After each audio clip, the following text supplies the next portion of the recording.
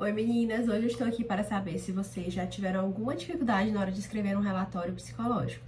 Vocês sabem que tipos de informações colocar, que tipos de informações não colocar para preservar o sigilo do atendimento? Então hoje nesse vídeo eu vou te falar todos esses detalhes de acordo com todas as normas que você deve seguir do Conselho Federal de Psicologia e que tipo de informações você deve adicionar ou não. Mas antes, não esquece de curtir, se inscrever e ativar o sininho, que toda terça-feira tem vídeo novo aqui no canal, das dúvidas que vocês me mandam aqui e lá no Instagram, @psivalescaromão. Então vamos para mais um vídeo. A primeira coisa que eu preciso dizer para vocês é que um relatório psicológico, ele não é só ali um conjunto de descrições de informação, das técnicas que você vem utilizando, das intervenções que funcionaram ou da evolução do paciente. Mas vai muito além disso. O relatório, ele é como se fosse uma ponte entre a sua intervenção e outros profissionais. E isso vai dizer muita coisa, principalmente sobre vínculos. Então, por exemplo, se o seu relatório chega numa fono, numa TO, num psiquiatra, num pediatra ou num neuropediatra e ele vê um relatório bom, organizado, claro, com objetivos definidos, é muito provável que ele já te enxergue ali como um bom profissional. E isso é muito importante para você, principalmente no começo da carreira, porque demonstra para aquele profissional que você é técnica, que é ética, que é organizada e que é uma boa profissional também. Então, assim, eu, pelo menos no começo da minha carreira, eu consegui vincular bem com muitos profissionais e receber muitas indicações. Eu não tinha um perfil ativo no Instagram, tinha, mas postava quase nada. Então, a minha maior fonte de indicações no começo da carreira foram de outros profissionais, que eu fui me vinculando por meio dos relatórios, por meio de reuniões. Então, a minha agenda foi montada dessa forma. Não que eu esteja dizendo para você fazer só isso. Eu acho que investir nas redes sociais também é extremamente importante, principalmente no momento em que nós estamos agora. Mas assim que eu me formei, eu não tinha a ferramenta das redes sociais. E eu me formei há 6 anos atrás, então as redes sociais ainda não eram tão utilizadas assim para divulgar o seu trabalho de uma forma séria. Então tenha sempre em mente esse primeiro ponto, que o relatório ele vai te ajudar a criar vínculos e muitas vezes network. Então se dedica aí para fazer o seu relatório. Agora o próximo ponto é a escrita do relatório em si. Lembre-se sempre que o seu paciente, principalmente os adolescentes, eles vão poder ter acesso a esse relatório. Então, você precisa passar as informações de uma forma técnica, objetiva, mas sem entrar nas informações assim mais sigilosas do paciente. O que é que eu faço aqui na terapia? Sempre que eu escrevo um relatório, eu mostro para o meu adolescente antes mesmo de imprimir, finalizar e enviar para os outros profissionais, porque é direito dele analisar e ver também como estão as informações naquele relatório, tá? Então você precisa ter uma linguagem boa, técnica, para repassar as informações sem omitir também, mas ao mesmo tempo respeitando o sigilo da família e do paciente. Então é uma linha muito tênue, mas que você precisa ter muita cautela, porque pode ser que, se você colocar informações que não deixem o paciente confortável, ou enfim, que deixe ele ali com ressalvas a respeito da sua intervenção, isso pode quebrar o vínculo. E aí, aquela relação terapêutica vai ser uma relação que talvez seja um pouco difícil de retomar. Então agora a gente vai entrar nos detalhes da escrita de acordo com a resolução do CFP, que é a resolução 06 de 2019. E eu vou colocar aqui para vocês toda a estrutura que eles aconselham.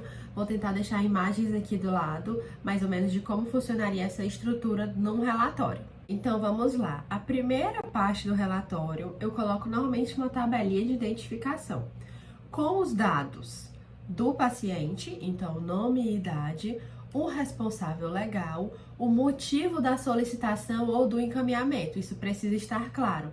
Por que você está fazendo esse relatório? Quem solicitou? Você precisa escrever ali de uma forma breve. E, claro, colocar os seus dados como nome completo e o seu número do CRP. No segundo tópico, você deve descrever as demandas. Você não precisa fazer um texto enorme detalhando minuciosamente cada demanda, mas você precisa deixar claro o objetivo. Por que essa criança, por que essa família, por que esse adolescente está ali te procurando ou buscaram terapia. Então, a criança foi encaminhada pela escola, de acordo com as demandas de agitação dentro do contexto de sala de aula, dificuldades em estabelecer amizades, dificuldades em seguir regras. Você vai descrever ali de forma geral como foi que essa criança chegou até você e quais são as principais demandas que vocês trabalham hoje. Por quê? Nos próximos passos do relatório, você vai pegar essas demandas e você vai destrinchar para dizer como essas demandas estão evoluindo e o que você tem feito de intervenção. Então, ponto número 2, você precisa colocar uma descrição de forma geral de quais são as demandas, como essa criança chegou e também sobre o processo da terapia. Então, essa criança mantém a assiduidade, ela vem 2 vezes por semana, ela vem 1 vez por semana, participa, se engaja bem, ou às vezes está mais disposta, outras vezes se recusa a entrar na sessão, enfim, você descreve ali brevemente como é que está o funcionamento da terapia, sobre assiduidade, sobre frequência e engajamento. Agora vamos para o ponto 3 do relatório, que é o tópico de análise e procedimentos. O que é que significa esse tópico? Você vai pegar as demandas que você colocou lá no ponto 2, em análise de demandas, descrição de demandas, e você vai descrever cada uma e falar quais são as técnicas de forma geral que você está utilizando e como a criança evoluiu.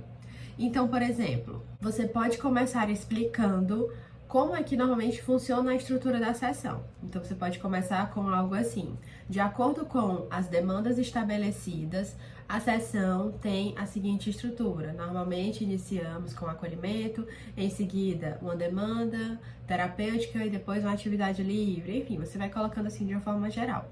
E aí, depois, eu normalmente coloco em tópicos as demandas. Então, por exemplo, tópico número 1, atenção e concentração. Foram observadas durante a intervenção que a criança tinha dificuldade de manter concentrada em atividades X, Y, Z e que para isso estabelecemos os objetivos de permanecer tanto tempo concentrada. Os recursos utilizados estão sendo X ou Y, Z, a criança mantém-se engajada, eventualmente ela se distancia ou ela se opõe a fazer esse tipo de atividade. Então você vai descrever ali, por tópicos, cada demanda, como você observa de uma forma geral, o que você tem feito e se está tendo evolução, certo? Tudo isso de uma forma mais geral. Você não vai entrar, por exemplo, em aspectos muito detalhados que talvez não façam muito sentido ali para compartilhar com outros profissionais. Então, por exemplo, a criança um dia nessa atividade disse que não gostaria de fazer porque ela não gosta da madrasta. Então, por exemplo, vamos supor que um dia você foi aplicar a atividade ali de atenção e concentração, um roteirinho, e aí a criança se perdeu porque ela estava muito triste, porque aconteceu uma coisa específica com uma amiguinha da escola que pegou o estojo dela, enfim. Então, alguns detalhes não vão ser tão relevantes assim para essa troca com outros profissionais. Então, eu sugiro que você fale de forma breve sobre como você observou a demanda e que tipo de intervenções você está fazendo. Quando a gente fala de pacientes, gente, o que eu faço é ser muito transparente com eles, inclusive na hora do atendimento. Então, os meus adolescentes sabem que ali eu estou aplicando uma técnica X com o objetivo Z, enfim. Então, eles têm essa noção de que, por exemplo, a gente estabelece objetivos terapêuticos e quando eu passo uma tarefa de casa, ou quando eu aplico uma atividade na sessão, eu explico antes. Como? Olha, hoje a gente vai fazer isso aqui, porque, de acordo com a sua demanda, a gente vai precisar refinar essa habilidade e tal. Beleza? Topa? Vamos lá comigo? Então, vamos fazer aqui. Então, os meus adolescentes, eles sabem o que está acontecendo no processo terapêutico. Eles não são alheios, eles não chegam só para falar como foi a semana. Eles entendem quais objetivos eles precisam atingir e eles sabem o que é que está sendo feito. Então, quando eu mostro um relatório para eles, eu vou explicando, olha, lembra que a gente tinha estabelecido a meta de melhorar habilidades sociais com colegas, enfim, fazer e manter amizades, aquelas atividades, então eu coloquei aqui no relatório. Ó, uma das demandas levantadas foi a respeito de treino de habilidades sociais. Passei fichas para adolescente aplicar na escola, em casa. Ele tem se engajado ou ele tem sentido dificuldade, enfim. Então, assim, acaba que o relatório para eles normalmente não chega como, nossa, você tá falando de mim, ou você tá descrevendo, enfim, coisas muito pessoais, porque eles entendem e sabem o que está acontecendo e que o relatório é mais uma descrição de forma geral. Mas, assim, eu apresento o relatório para o adolescente, certo? Até porque vocês sabem que tanto os pais como as crianças têm direito a acessar o nosso prontuário e a ver as informações e as atividades que estão lá. Então, assim, nada de segredo. Pronto, então finalizando esse ponto 3, em que você colocou os objetivos e descreveu como está se dando a intervenção e o que você está fazendo, agora a gente vai para o ponto 4, que é a conclusão. Na conclusão, é importante que você faça ali uma retomada, de uma forma geral, das demandas e de como vocês estão caminhando. E a parte mais importante, que normalmente eu até coloco assim, grifado, sabe? Então, por exemplo, se esse relatório é para uma TO, eu ressalto informações que eu acho que vão ser relevantes para a intervenção da TO.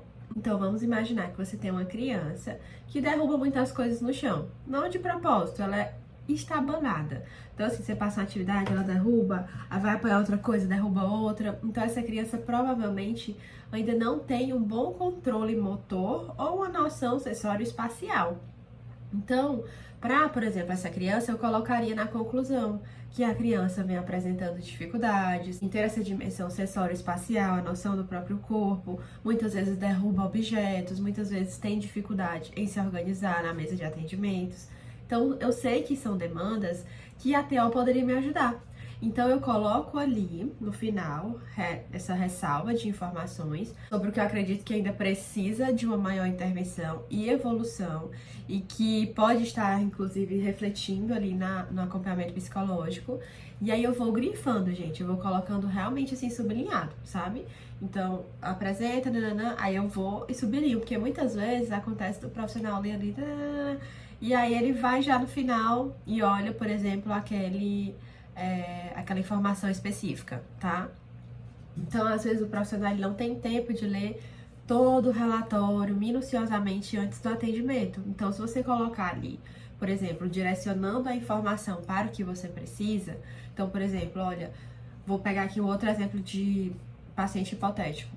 Vamos imaginar que você tem um adolescente que está tendo muitas explosões de raiva, que durante a sessão ele consegue aplicar os protocolos, ele consegue fazer no atendimento, ele tenta fazer fora, mas não está tendo sucesso. Você já tentou diversas formas e diversas abordagens e ainda assim ele tem muita dificuldade de frear, de analisar, ou seja, esse controle inibitório ainda está muito imaturo.